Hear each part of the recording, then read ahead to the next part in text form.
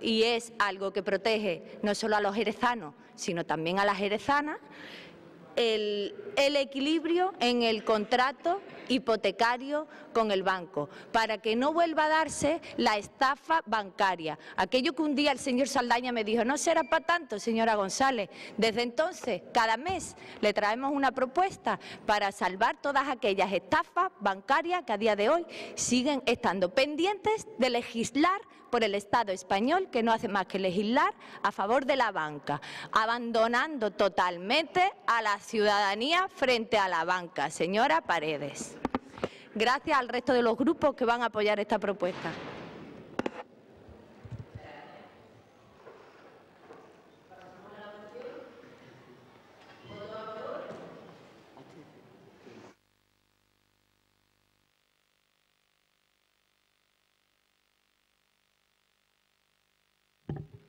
Proposición del Grupo Municipal y Ciudadano para que se inste al Consorcio de Bomberos de la provincia a que se inicie la actuación necesaria para la puesta en marcha de un parque de retén en bomberos en la zona rural. Gracias, señora presidenta. En primer lugar y con carácter previo, a mí me gustaría, en mi propio nombre y en nombre de mi compañero Carlos Pérez, desearle felices fiestas a la familia de Marcos Carribero y darle mucho ánimo, y esos dos desafíos, esas dos operaciones que quedan, mucha fuerza, porque el que resiste acaba ganando. Felices fiestas. Bien, esta propuesta parte de una reunión que tenemos en enero de 2018 con los profesionales del Servicio de Bomberos de Jerez. Y ya desde hace casi un año venimos denunciando las imperiosas necesidades de mejora que tiene este servicio, este colectivo de urgencia básica de la ciudad. A día de hoy, el parque cuenta prácticamente con el mismo personal desde el año 1993, es decir, hace 25 años Jerez contaba con 170.000 habitantes, que son 50.000 habitantes menos. En cambio, los bomberos siguen siendo el mismo número. Bueno, pues desde 1993, como todos sabemos, nuestro término municipal ha venido sufriendo una expansión demográfica, ya somos más de 210.000 habitantes, y también ha habido un importante incremento del número de viviendas, tanto en Jerez como en la zona rural, tanto en sus pedanías como barriados rurales y diseminados. Entonces, vamos a seguir insistiendo porque entendemos que el Parque de Bomberos de Jerez necesita imperiosamente, por un lado, incrementar el número de efectivos para prestar este servicio básico en unas garantías mínimas de seguridad. Se necesitan, entendemos, que al menos 20 miembros para que haya 13 o 14 bomberos por turno, y aún así estaríamos por debajo de la ratio que estipula la Unión Europea, que es un bombero por cada 1.000 habitantes. Ahora estamos en Jerez en un bombero por cada 3.700 habitantes. También hay una imperiosa necesidad de renovar la plantilla. El incremento de personal conllevaría una bajada de la ratio de edad de la plantilla, porque ahora mismo hay un importante porcentaje de bomberos en la ciudad de Jerez que tienen ya una edad de entre 45 y 50 años, con todo lo que eso conlleva. También, y ya se lo dijimos al señor Díaz en enero, hay que incrementar las campañas de concienciación y prevención de incendios, no solo en los colegios y las asociaciones, sino en la radio y en la televisión locales. Si el Gobierno, repito, si el Gobierno tiene dinero para repartir a diversos medios para la publicidad institucional, debe haber dinero para esto. Pero sobre todo, y lo que nos trae hoy aquí, y entendemos que es lo que más urge, es esta propuesta, que es una propuesta muy necesaria, muy clara, muy concisa y muy coherente. Y es que queremos esta mejora urgente en nuestro parque de bomberos porque entendemos que la zona rural de Jerez está muy desprotegida. Hay zonas del término de Jerez, del término municipal de Jerez, que tiene 1.148 kilómetros cuadrados, hay que recordarlo, es el segundo término municipal más grande de Andalucía, después creo que de Peñarroya, Pueblo Nuevo, pues hay zonas del término municipal de Jerez que distan casi 30 kilómetros de nuestro parque de bomberos. Y yo les pregunto, que puede darse una situación real, y sin ánimo de crear alarma, ¿qué sucedería si hubiera 3 incendios simultáneos en Jerez y uno de ellos fuera en la zona rural? Ahí lo dejo. Si fuera, por ejemplo, uno en Torrecera, pues serios problemas, serios problemas. Entonces, al hilo de esta propuesta, lo que entendemos es que hay un proyecto que habría que desempolvar y se podría, digamos, proceder a instar al consorcio de bomberos para que en la zona rural, concretamente, por ejemplo, en la zona de la Barca de la Florida, se instalara un retén de bomberos, eso sí, sin desdotar el parque de bomberos de Jerez, porque si no estaríamos en las mismas, para poder dar una cobertura eficaz a la zona rural. Hay que desempolvar este proyecto, ponerlo en marcha de manera inminente, ya sea de manera unilateral o en colaboración con otras administraciones. Es por ello por lo que pedimos el apoyo de todos los grupos a esta moción. Gracias.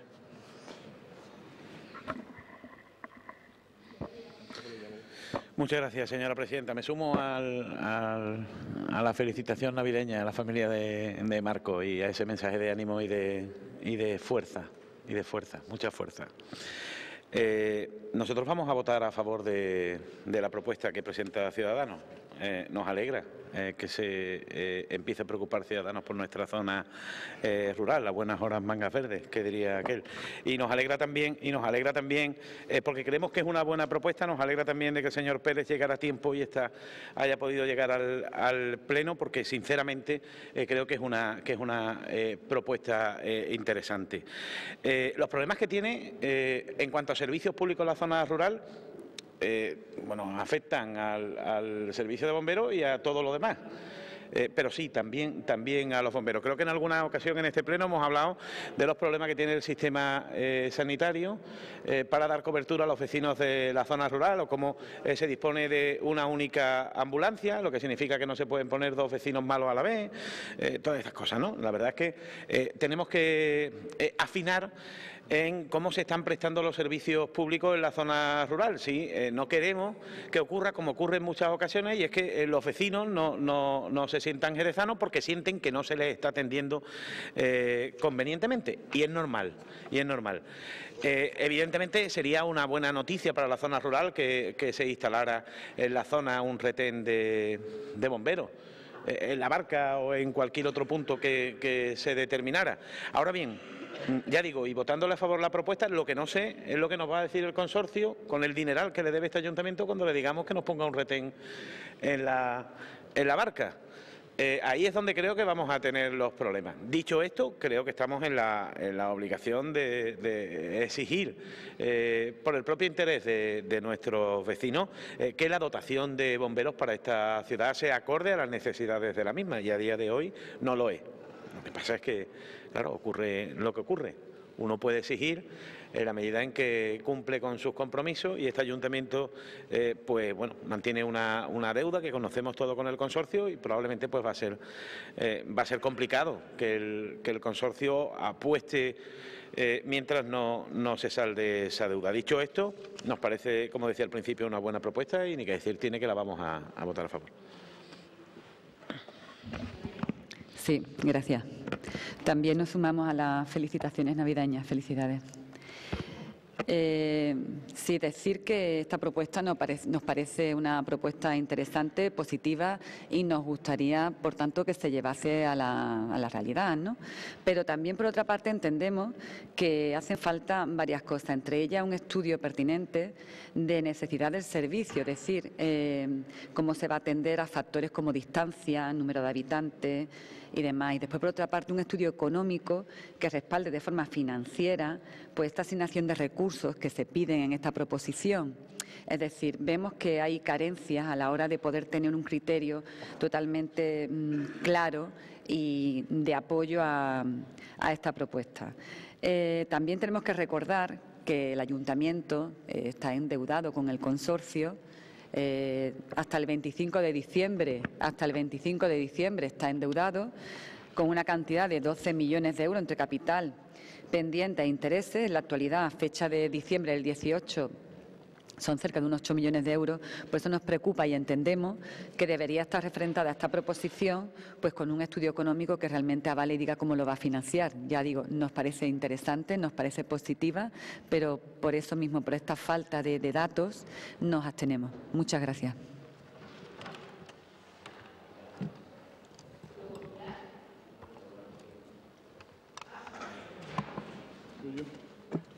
Sí, muchas gracias. Nosotros también, evidentemente, nos vamos a sumar a todas las posibilidades que siempre, pues bueno, sean necesidades de asistencia. En este caso, pues la que se propone de un retén de parque de bomberos, pero sí queremos también, bueno, hacer un poco, saber que la gestión pública es fundamental para hacer las cosas bien, optimizar los recursos. Y eso significa dinero y también, desde luego, conocer, en el caso de poner en marcha algún tipo de nueva instalación, qué estadísticas de actuaciones son las que hay y los costes que conllevan. Hay que recordar que, gracias a que este Gobierno está cumpliendo con los compromisos, con la deuda que dejó el Partido Popular de 11 millones de euros al consorcio, gracias al pago que está haciendo regularmente este ayuntamiento cumpliendo con sus obligaciones, gracias a eso pues se ha podido este año aumentar la plantilla de los bomberos y también hacer mejoras en las instalaciones del Parque de Jerez. La provincia de Cádiz está cubierta, ya sé que me van a decir que con mayor dotación estaría mejor cubierta, pero bueno, en la actualidad, con los recursos que se tiene, está cubierta con el Parque de Bomberos de Jerez de la Frontera y con el de Ubrique, que coge más la zona oriental limítrofe con la provincia de Málaga, y se cubren, pues, hasta ahora, al año, pues, del orden de unas 200 actuaciones que hacen entre el Parque de Bomberos de Jerez y el de Ubrique. Una dotación mínima de Parque de Bomberos conlleva 16 efectivos. Serían 3 guardias por cada 5 brigadas más el jefe del parque. Y el coste sería de 1 millón de euros. Digo, lo pongo como referencia para que sepamos lo que significa esta iniciativa y si en estos momentos es posible de ponerlo en marcha. Evidentemente, todo lo que usted ha contado lo tenemos de primera mano, claro, lo tenemos de primera mano por las reuniones que tenemos con los bomberos y también en las reuniones permanentes que se mantienen en el consorcio. Se conoce perfectamente que, desde luego, de tener muchísimos más recursos, todo sería mejor, evidentemente, pero las circunstancias son las que yo le he puesto de manifiesto y en estos momentos, bueno, daremos traslado para que en el momento que sea posible, si los recursos económicos y se siguen abonando las cantidades que se deben y hay unas previsiones de futuro de mayores ingresos para el consorcio, se podrá acometer esta iniciativa. De lo contrario, pues sería muy complicado, como sea razonable entenderlo, ¿no?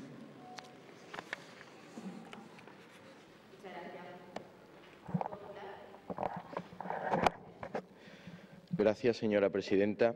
Bueno, en esta mi primera intervención en el Pleno y como portavoz del Grupo Popular, sí me gustaría hacer una sugerencia, una reflexión. Bueno, lo primero, unirnos a la felicitación a la familia Carribero, que es verdad que tenemos oportunidad de hablar en muchas ocasiones y, por tanto, es más habitual y no solo única y exclusivamente en el Pleno. Y una segunda, el otro día estuvimos en un acto en reconocimiento a una asociación de mujeres, Nueva Amistad, por sus 25 años en Jerez, y había varias personas, varias mujeres del Consejo Local de Mujeres que nos pidieron que trasladáramos al Pleno la posibilidad de que hiciéramos o tuviéramos un minuto de silencio en memoria de Laura, la chica que ha sido asesinada, y por lo tanto le pido aquí a la señora presidenta, ya que no se ha hecho al principio, pues que podamos hacerlo al final de la sesión, antes del inicio de la sesión de control. Dicho esto, y en relación al tema del Parque de Bomberos, a mí me gustaría distinguir dos partes, ¿no? Uno, lo que es la gestión, lo que se merece Jerez, y otro, lo que es la gestión vía consorcio, ¿no? Hay una cosa que está clara. El otro día tuvimos nosotros una reunión con personas del consorcio de bomberos, con bomberos del Parque de Jerez, y había un dato que era muy claro. En Cádiz, por ejemplo, en el año 2017 hubo 800 salidas del Parque de Bomberos de Cádiz. En Jerez hubo 1.700 salidas, en Cádiz hay 60 bomberos y en Jerez hay 60 bomberos. Y por lo tanto es evidente que, teniendo en cuenta las circunstancias que tiene Jerez, es lógico y es razonable, y por eso vamos a apoyar esta propuesta, que desde el punto de vista de la intencionalidad política y del objetivo político, pues podamos contar con un parque de bomberos, aunque se llame parque retén, pero realmente quieren que sea una estructura fija, en este caso, en el epicentro de la zona rural, como es La Barca, precisamente porque nos decían que donde están ahora, en Martín Ferrador, tardan 8 minutos a cualquier sitio de Jerez. Y ya no solo es cuando lleguen a La Barca, sino que es que, o a cualquier punto de la zona rural, es que nos comentaban que tenían que ir a lo mejor a apagar un incendio en los Montes de Propio, incluso cuando se montaban en el coche de bomberos iban desmoralizados, porque decían, cuando lleguemos allí ya ni va a haber incendio, ya se va a estar apagado el coche del hombre que esté, es decir, que en cierta manera decían, es que no tiene ningún sentido dentro de la lógica, por lo tanto tiene sentido y es una reivindicación que ellos tienen. Lo que sí, y lo lanzo aquí hasta la segunda intervención, tenemos que plantearnos si Jerez tiene que seguir o no en el consorcio de bomberos, porque hay grandes ciudades incluso más pequeñas, que tienen el servicio municipalizado, porque los bomberos son funcionarios del Ayuntamiento de Jerez. Y no se rían, porque lo que ha sido el consorcio en manos del PSOE es la cueva de Alí Baba. 7 millones de euros de malversación de fondos de dirigentes del Partido Socialista en el consorcio de bomberos de la provincia de Cádiz, que están ahora mismo siendo investigados y siendo procesados en los juzgados.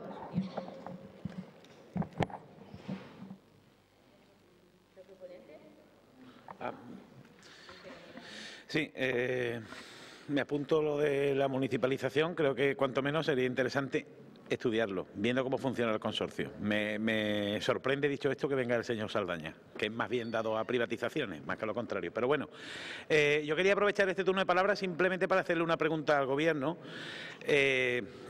Porque es que a veces puede dar la sensación de que no nos escuchamos los unos a los otros, pero es que no nos escuchamos los unos a nosotros.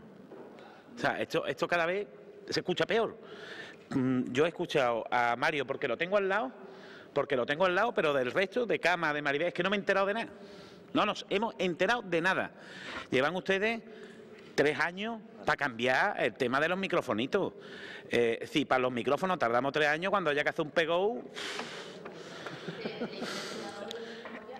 Es que además, mientras están estos micros, aparte de que se escuchan fatal, tiene que haber un trabajador de Onda Jerez pendiente para subir y bajar los micrófonos. Sí, pero hombre, que llevamos ya 2 años y están estos aquí de adorno.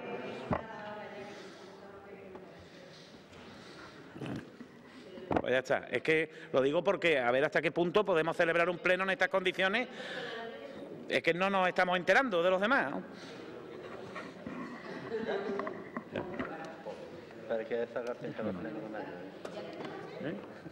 ¿Ya ha terminado? Dice, ¿ya ha terminado? Ya ha terminado.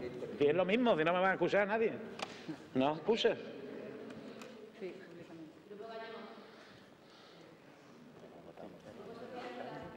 Sí, no, insistir solamente que, claro, somos conscientes del Gobierno de las necesidades no solo del Parque de Bomberos como de otras distintas cuestiones, por lo cual, nada más que llegar, firmamos un acuerdo con el consorcio de pago de los atrasos que el Partido Popular no correspondía a ellos, ¿no? Aunque ahora se esté defendiendo, pues bueno, dotaciones y recursos y todo lo que quiera, pero que cuando estaban con la responsabilidad encima de la mesa, pues no lo atendían, ¿no? Entonces, nosotros sí lo estamos atendiendo. Como consecuencia de atender esos pagos, los recursos se están mejorando. Un dato más. Es verdad que hace 15 años pues se consideró la construcción de un parque en Garrapilos. En aquel momento se descartó porque los costes eran demasiado elevados. Bueno, será cuestión ahora en estos momentos de revisar la situación y a ver si el coste o los ratios de estadística y de la inversión que se haya que llevar a efecto, pues es viable con los recursos que el consorcio tiene. Hay que recordar que el consorcio tiene los recursos que los ayuntamientos le dotan. Es decir, no se inventa una caja de ahí donde puede sacar el dinero y nada, tiene los recursos que los ayuntamientos le dotan. Así que, bueno, nosotros, como hemos comentado, desde luego estamos a favor, evidentemente, de que los bomberos tengan cuanto más dotación mejor, equipamiento e instalaciones, por supuesto, porque revierte en la seguridad de todos, ¿no? Muchas gracias.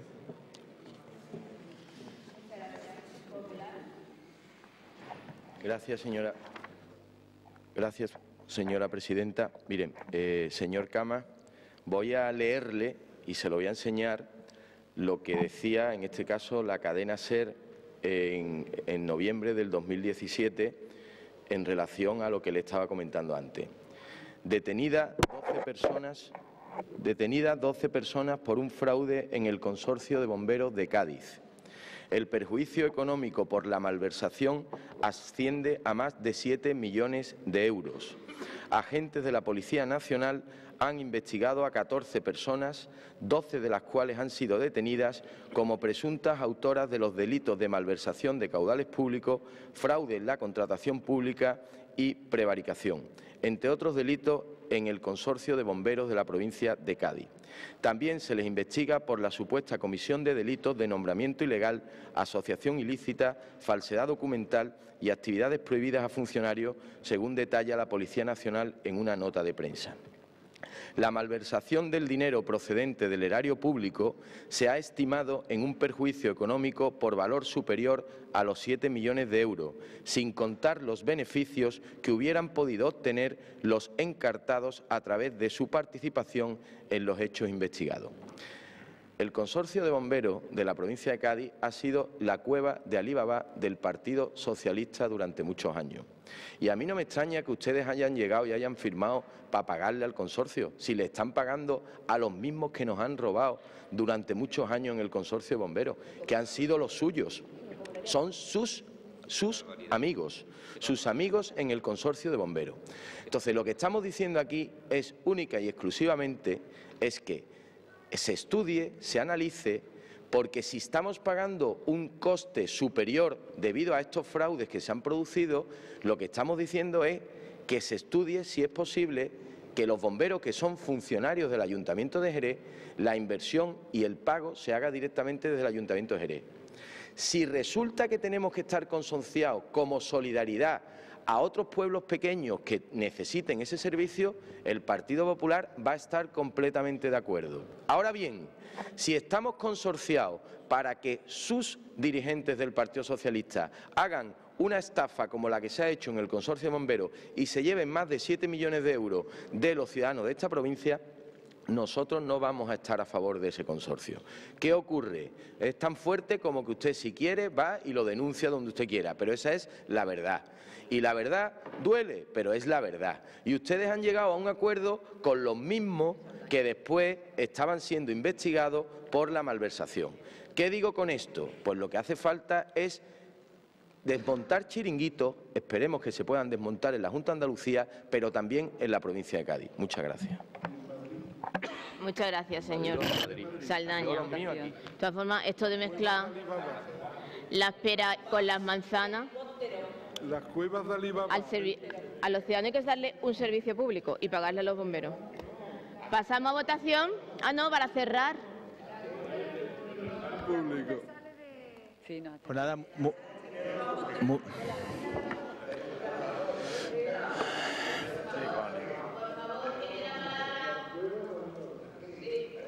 muchas gracias a los grupos que la van a apoyar y lamento la patética imagen que, como viene siendo habitual, solemos dar. Algunas veces me incluyo, pero ahora no.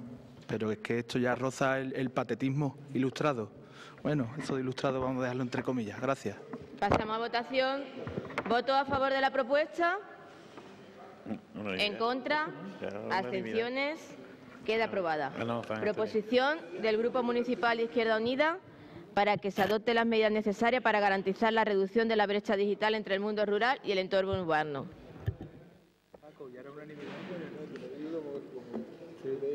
Aquí para hacer pisuerga por donde pasa.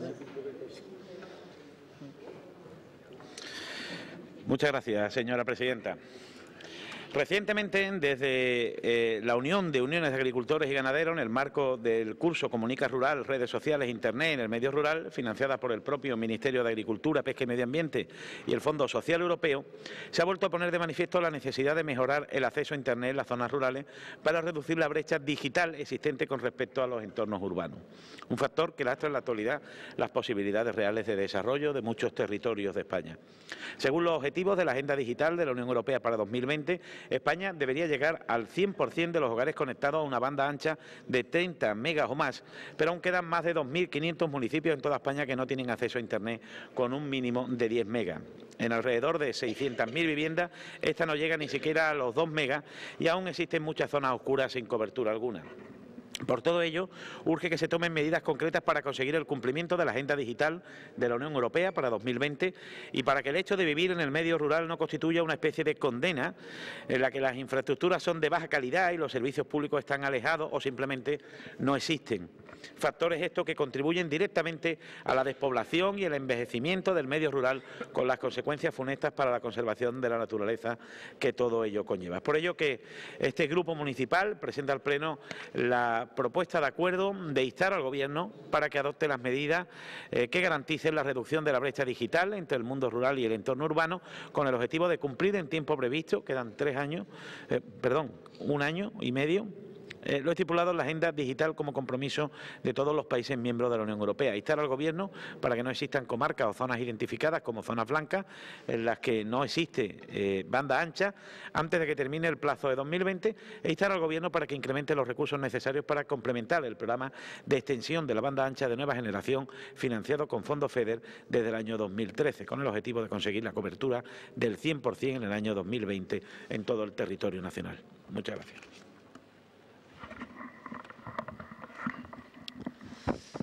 Muchas gracias. Bueno, decir que nosotros desde Ciudadanos vamos a apoyar esta iniciativa. Ya en noviembre del año pasado trajimos una iniciativa que iba en esta línea, la del Wi-Fi for You, para dotar de Internet a las zonas rurales, y hacemos algunas reflexiones, ¿no? Decíamos que la Comisión Europea efectivamente marcaba como objetivo promover la conectividad Wi-Fi para los ciudadanos y transeúntes en espacios públicos, parques, plazas, edificios oficiales, bibliotecas, centros de salud, etcétera, incluyendo por supuesto también las zonas rurales. Decía Jean-Claude Juncker, y así lo decíamos en la exposición de motivos de nuestra propuesta, que todo el mundo pueda beneficiarse de la conectividad implica que no debe importar ni dónde vives ni cuánto ganas. Así pues, proponemos dotar a cada pueblo y cada ciudad de Europa de acceso inalámbrico gratuito a Internet en torno a la vida pública de aquí a 2020. O sea que el compromiso de la Unión Europea es firme. Nosotros hablamos también del sistema, el de Wi-Fi for You, del que hablamos en noviembre, que se subvencionaría de forma equilibrada, pues dotando núcleos urbanos también y núcleos, por supuesto, rurales, dando servicio a miles de comunidades en toda la Unión Europea, cifrándose en 2020 aproximadamente entre 6.000 y 8.000 comunidades distintas en toda Europa. Decíamos también que estaría abierto a organismos del sector público, municipios, bibliotecas, etcétera. Con lo cual, queremos también que esta propuesta va en esa línea y por eso vamos a apoyarla. Nosotros, además, íbamos también más allá. Incluso instamos al propio Gobierno municipal, que tengo constancia que se han estado haciendo cosas en este ámbito, para preparar un proyecto que recoja las necesidades reales descritas en la exposición de motivos, así como toda la documentación pertinente para optar a próximas convocatorias, como esta de Wi-Fi for You, que nos llevaría a efectivamente reducir esa brecha digital entre el entorno urbano y el entorno rural. Hubo alguna reunión informativa hace unos meses, pero bueno, sería interesante, aprovechando esta propuesta también, que el Gobierno local nos dijera cómo está ese asunto, porque iba destinado precisamente a reducir la brecha digital en el entorno rural. Con lo cual, bueno, por todo eso, decir que felicitamos la propuesta, vamos a apoyarla, y que a nivel municipal tenemos esa asignatura pendiente con esta subvención europea y nos gustaría pues conocer cómo está actualmente esa subvención. Muchas gracias.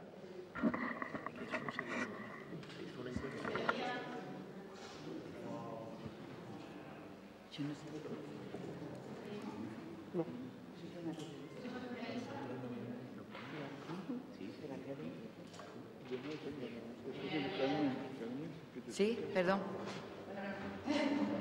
Buenos días, ante todo. Siempre va a posicionarse a favor de todo lo que implique mejorar la calidad de vida de las personas que viven en la zona rural y, por lo tanto, apoyaremos esta iniciativa.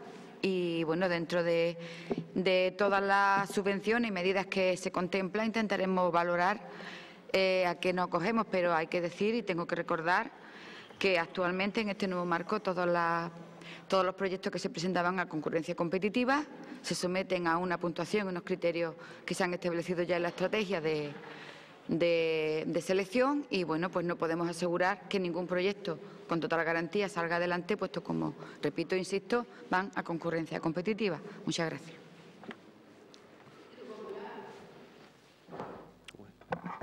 Sí, muchas gracias.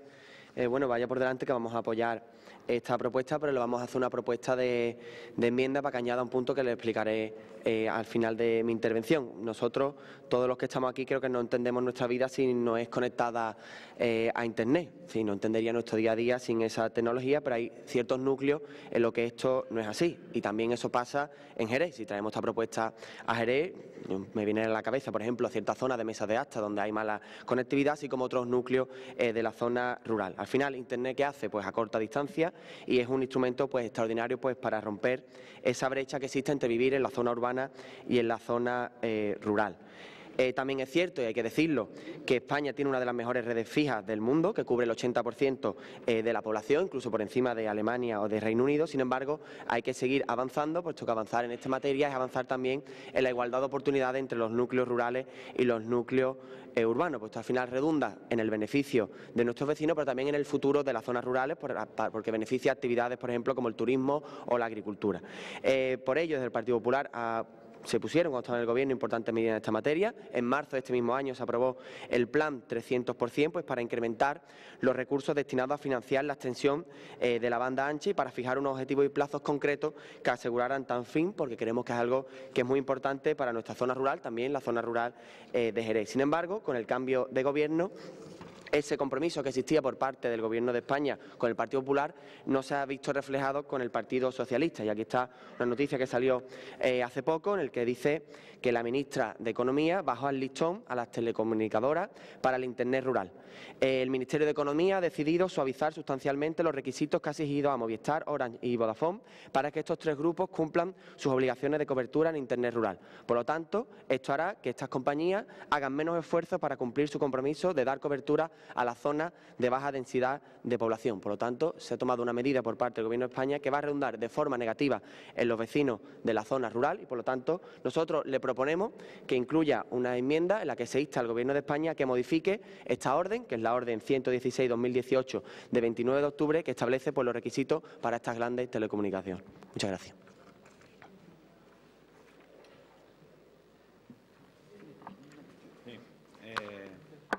Me he enterado de lo que ha dicho a media.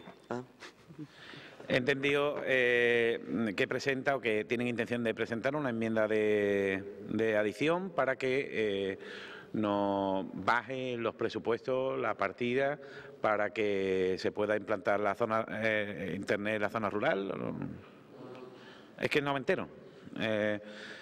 Entonces, si nos la puede pasar, yo no tengo ningún problema en aceptar la enmienda, pero es que no... Lo que se haría era, para modificar la orden, el Gobierno de España, el Ministerio de Economía, ha publicado una orden en la que se le baja el listón a las grandes empresas de telecomunicación para que no tengan que cumplir con tanto rigor los compromisos de dar cobertura a las zonas de baja población. Son requisitos que se le han impuesto a determinadas compañías de teléfono y en este caso, con esta orden, se les baja esos requisitos. Flexibilizar la exigencia que tienen para implantar. Por nuestra parte no hay ningún problema. Simplemente me reitero lo que es imposible celebrar un pleno en estas circunstancias porque es que con mucha dificultad escuchamos a algunos de los compañeros.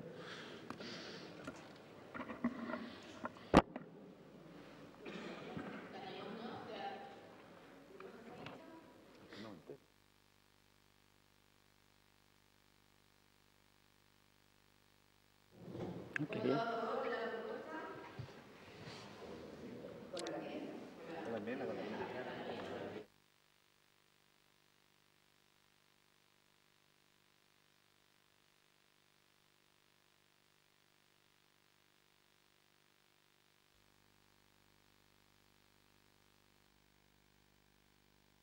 Sí, ahora hablamos el Partido Socialista nos ha presentado una enmienda, ahora lo vemos, pero en principio no tenemos ningún problema con alguna matización, en aceptarla, con alguna matización que haremos ahora.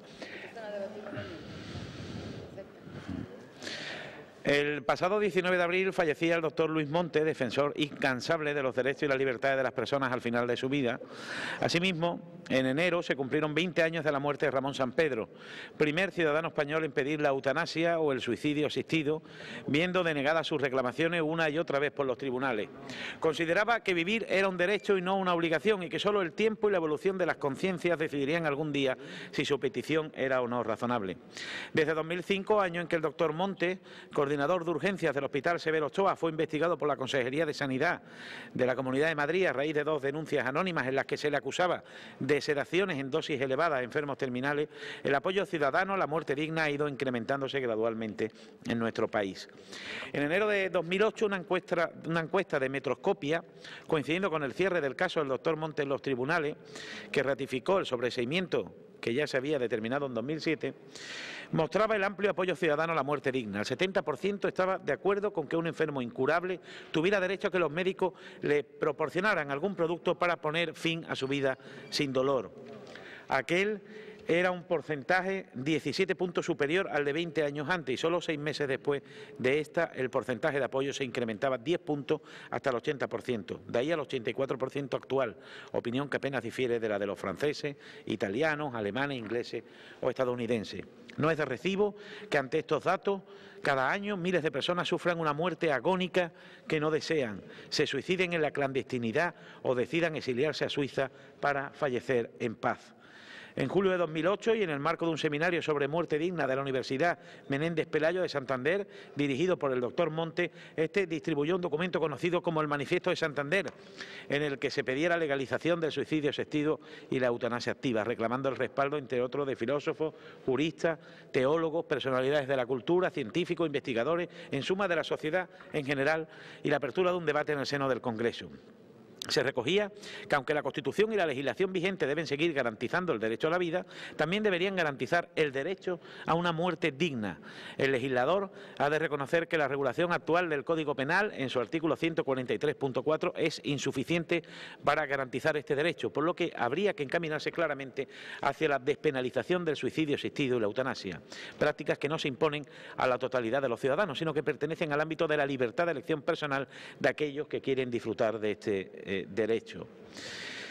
Hace falta una ley más humana, rigurosa y de consenso. Es justo reconocer que hasta el momento no se ha hecho bien por distintos motivos, como la complejidad jurídica o los distintos tipos de moral existentes en nuestro país. Se ha avanzado en la legislación de los testamentos vitales, pero las leyes se quedan cortas. Es cierto que hay que dar una cobertura y un amparo legal a los enfermos y también a los profesionales médicos.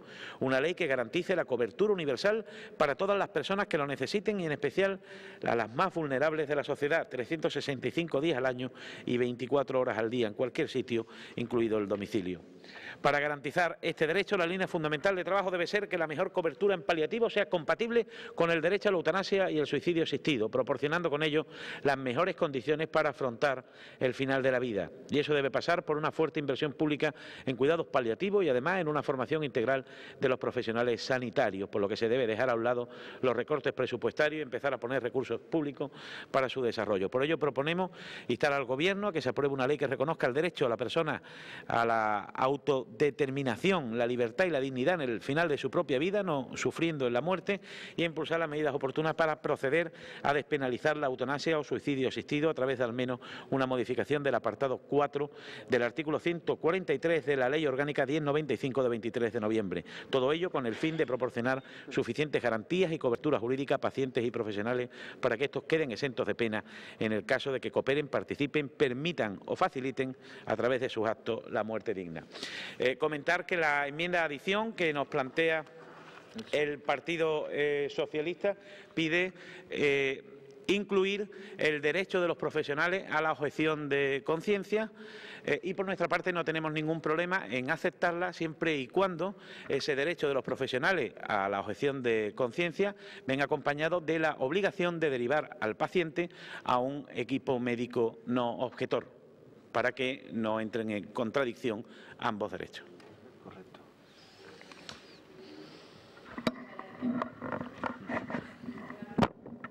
Muchas gracias. Bueno, desde Ciudadanos nosotros de igual forma llevamos al Congreso una ley para garantizar los derechos y la dignidad de las personas en el proceso final de la vida. Es hora de desbloquearla y aprobarla. Nadie debe morir con dolor, nadie puede imponer un sufrimiento innecesario. La eutanasia debe ser regulada con seriedad. En Ciudadanos queremos asegurar la libertad de poder elegir entre muchas opciones, no solamente entre el horror y la muerte. Por eso es necesaria nuestra ley que garantiza la dignidad al final de la vida. La realidad de hoy en España es que un paciente de Murcia o del País Vasco no elige igual porque las condiciones no son las mismas.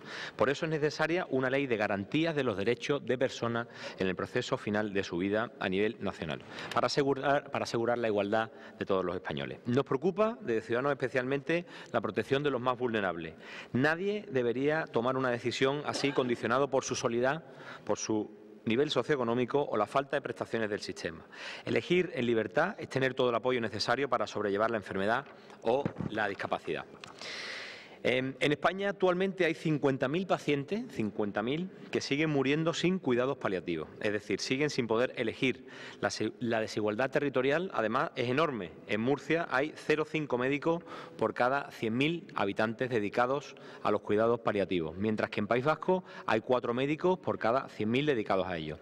Es decir, la realidad de hoy en España es que un paciente de Murcia, como hemos dicho anteriormente, o el País Vasco no eligen igual y creemos que eso es muy injusto. Por todo esto, nosotros creemos que es necesaria esa ley de garantías de los derechos de las personas en el proceso final de la vida. Por eso vamos a votar también favorablemente a esta propuesta de Izquierda Unida, porque desde Ciudadanos consideramos intolerable que solamente se viva de forma digna quien se lo puede permitir. Así que votaremos a favor de esta iniciativa con los argumentos que hemos expuesto. Muchas gracias.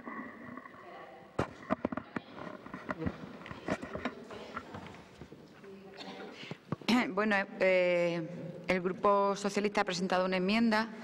Creo entender que no la van a aceptar.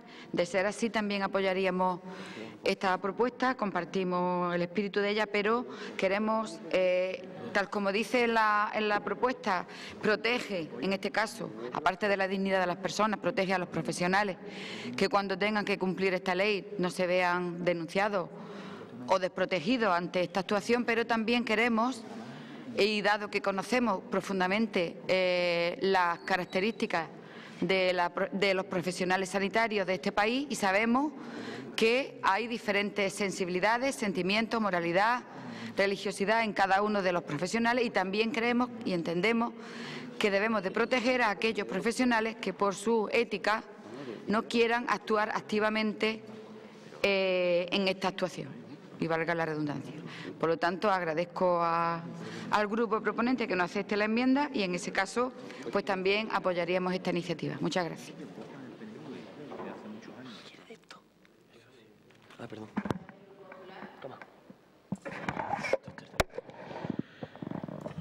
Bueno, me uno a lo que decía el señor Ruiz Verdejo de los, creo que dijeron que iba a ser con los EDUSI, ¿no?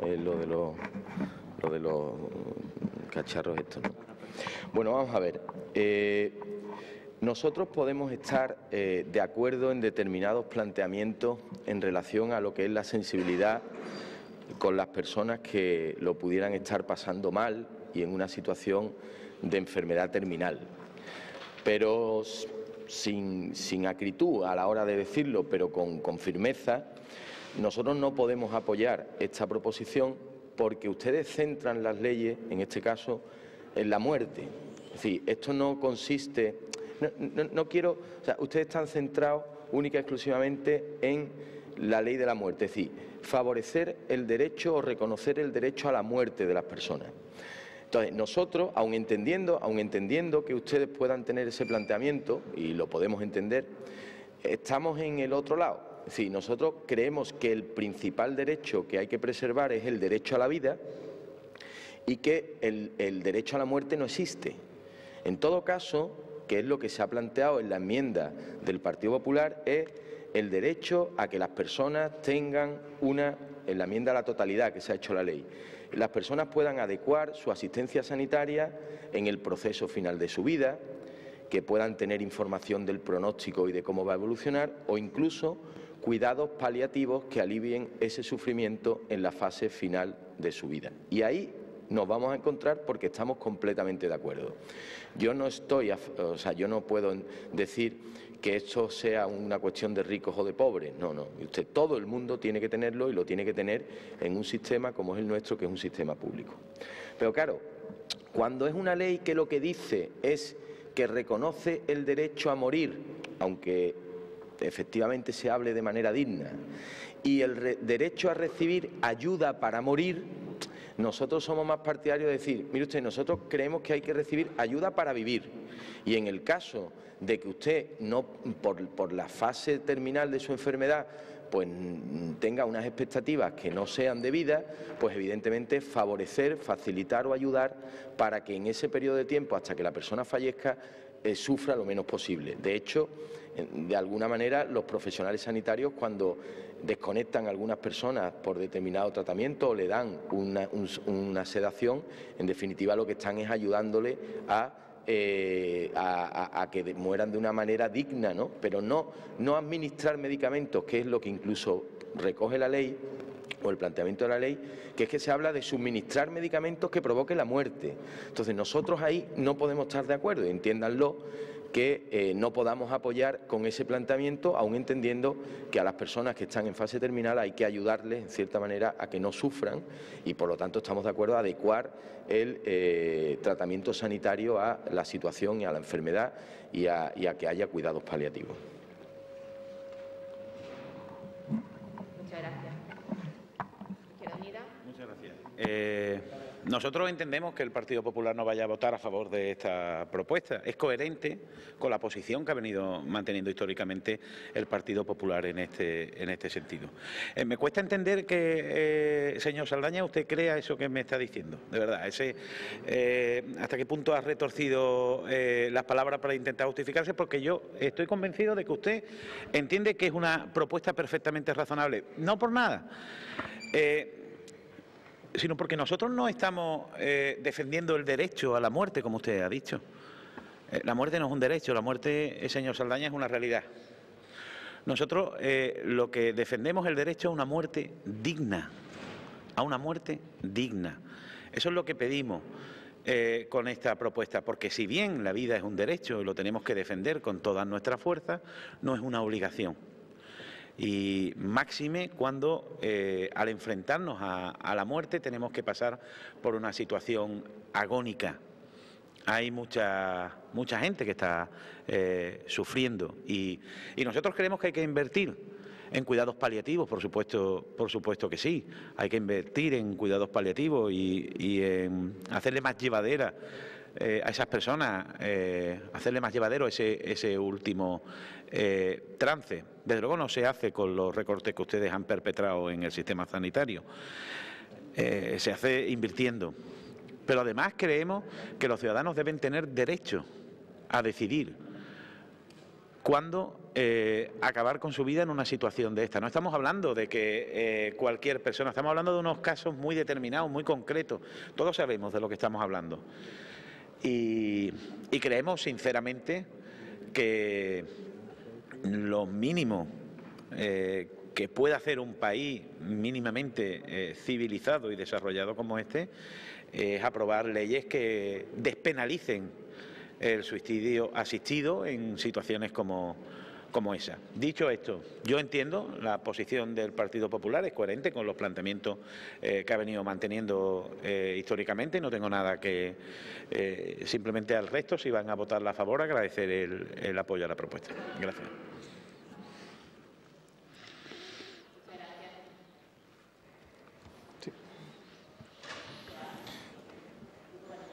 Gracias, señora presidenta. Bueno, dirigirme al Partido Popular, que por lo visto es el único grupo que no va a votar a favor de esa proposición, que nosotros vemos bastante razonable. Y no solamente nosotros, sino como ya en la exposición de motivos se dice, en España se ve por mayoría de manera razonable. Y el señor Saldaña ha hablado de derecho a la vida.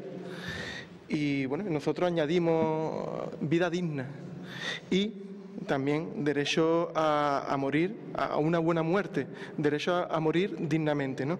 También recordar de que cualquiera de nosotros pues nos podemos suicidar, eso no lo puede impedir nadie, ¿no? Pero hay gente que no tiene esa opción, ¿no? En la película de Mar Adentro, ¿no?, se narra como todo lo que tuvo que pasar una persona que quería morir y quería morir de manera digna.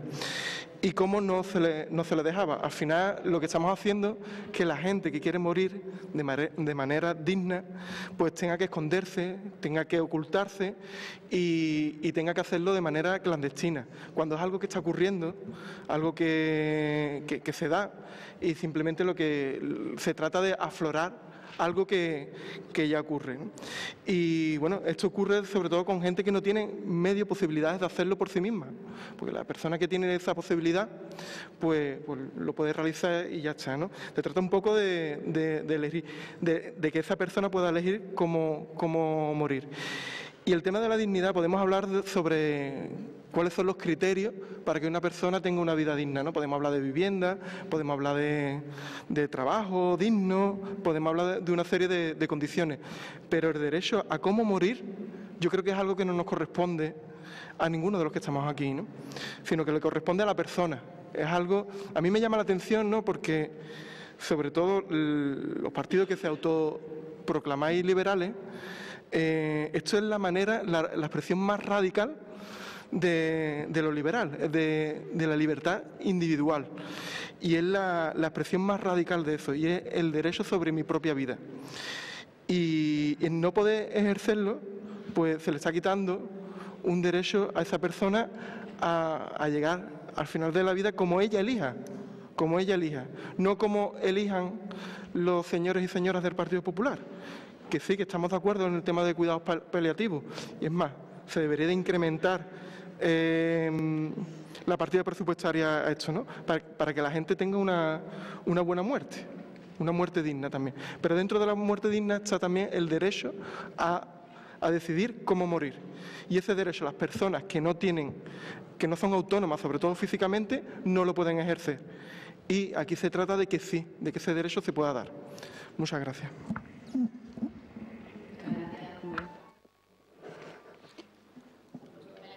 Sí, yo, si me lo permiten, quería aprovechar esta iniciativa para decir algo que creo que no se ha dicho nunca en este pleno, y es hacerle un reconocimiento, al menos por nuestra parte, a ese equipo que dispone Jerez de cuidados paliativos, que de verdad hacen un trabajo maravilloso, un trabajo magnífico, y que creo que alguna vez, que nunca hemos hablado de él, y que creo que en esta iniciativa es de justicia reconocérselo, porque de verdad que son un equipo de todo íntegro, gente maravillosa, que trabajan para esa etapa de la vida tan dura, no solo con los pacientes, sino con los familiares. Muchas gracias.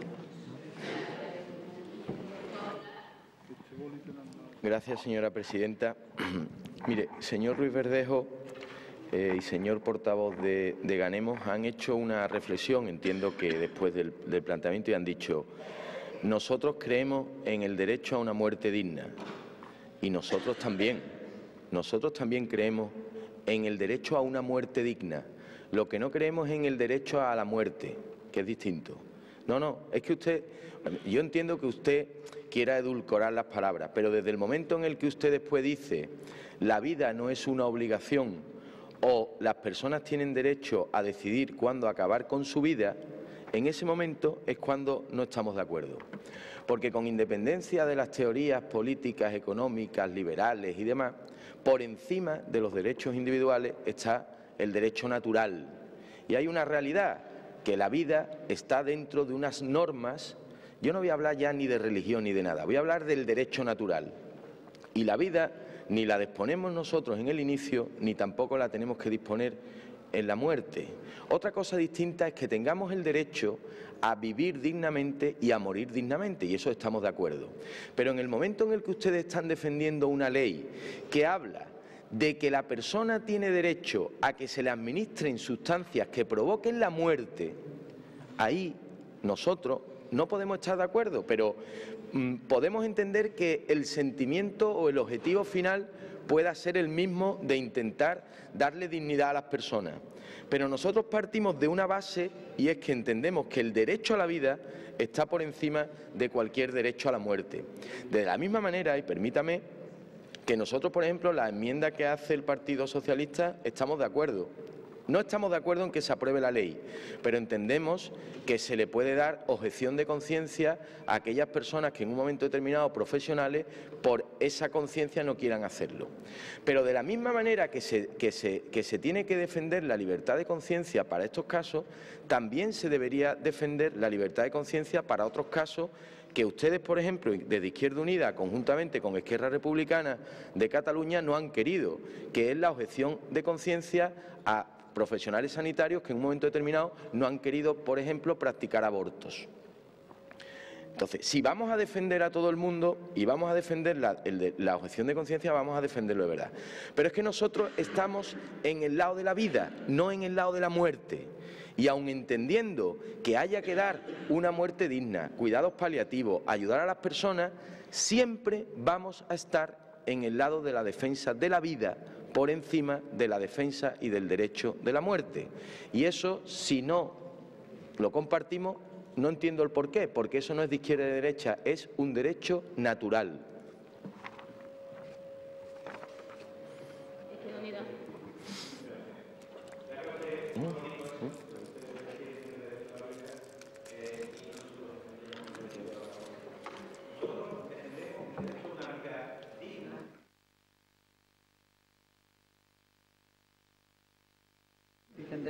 ¿Se me escucha? Ahora.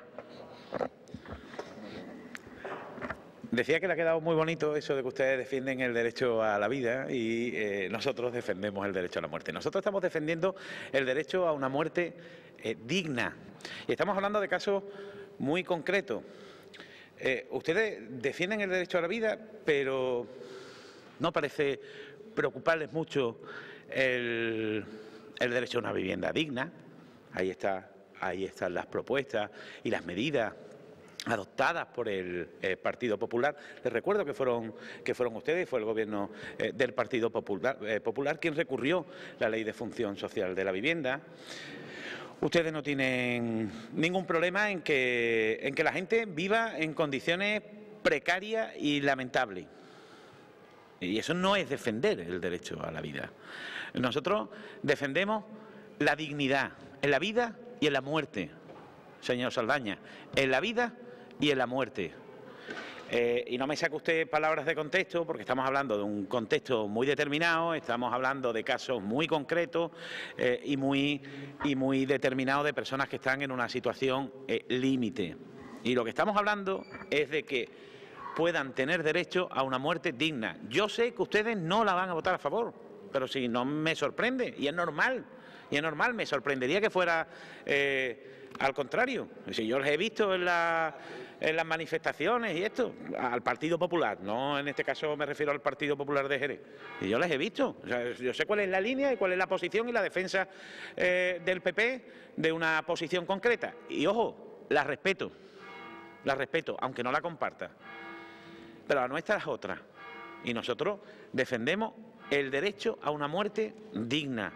Después, con respecto a la enmienda del Partido Socialista, sí me gustaría aclarar, aceptamos la enmienda incluyendo el derecho a la objeción de conciencia de los profesionales, pero incluyendo también la obligación de esos profesionales de derivar al paciente a un equipo de profesionales no objetor. Quiero que quede explícitamente recogido así, porque si no nos encontramos con un limbo, ¿vale? Por lo demás, no tenemos ningún problema. Agradecer a los grupos que apoyan esta propuesta y ojalá en que llegue un día en que nadie tuviera que recurrir al suicidio asistido. Yo creo que en eso coincidimos todos, en lo que desearíamos. Pero en la situación actual hay casos concretos y no son pocos de personas que lo necesitan y que en muchos casos tienen que recurrir a la clandestinidad, a irse a Suiza o simplemente renunciar a esa posibilidad. Muchas gracias. Con la enmienda. Toma nota, ¿no?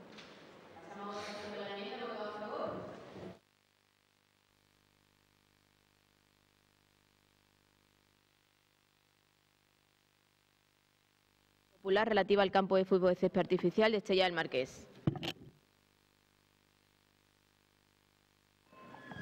Bueno, gracias, señora presidenta. Lo primero, saludar aquí a Ricardo Sánchez, nuestro compañero alcalde de Estella del Marqués, que, por cierto, le gustaría intervenir en algún momento, si usted lo tiene a bien, en relación a este punto, como ha ocurrido en otras ocasiones que otros alcaldes de otras entidades locales autónomas han intervenido. Miren, lo que estamos trayendo aquí es una reivindicación que la entidad de Estella del Marqués está haciendo desde hace bastante tiempo.